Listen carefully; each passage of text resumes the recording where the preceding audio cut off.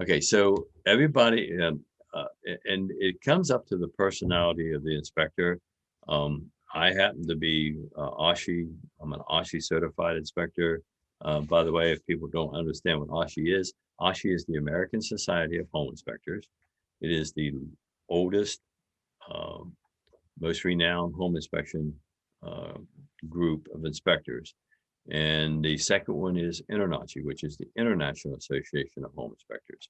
It is actually the largest of the two groups, okay?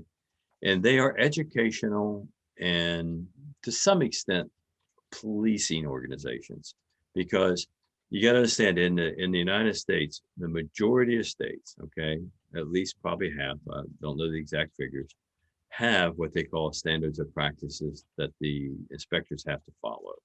So a standard of practice simply says what you have to do, how you have to do it, and how you have to present it.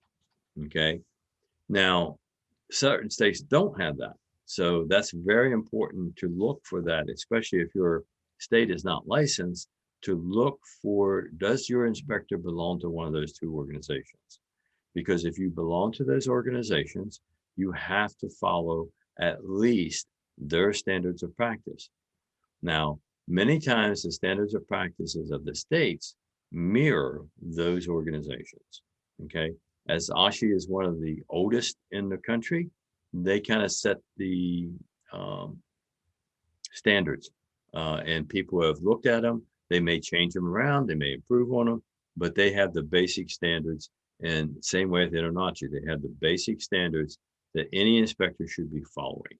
So if this, again, if the state is licensed, one of the first thing the clients want us to do is check their local state. Most of the states have a lookup. Is that inspector that's coming to inspect that house, is he licensed in the first place? Okay. And if not, then if he's not a state license, then he wants to say, Mr. Inspector, what organizations you belong to as far as inspectors? Do you belong to the American Society of Home Inspectors? Do you belong to the International Home Inspectors? Okay. That way they have at least a standard of practice and you have some security as to how they're going to conduct that inspection.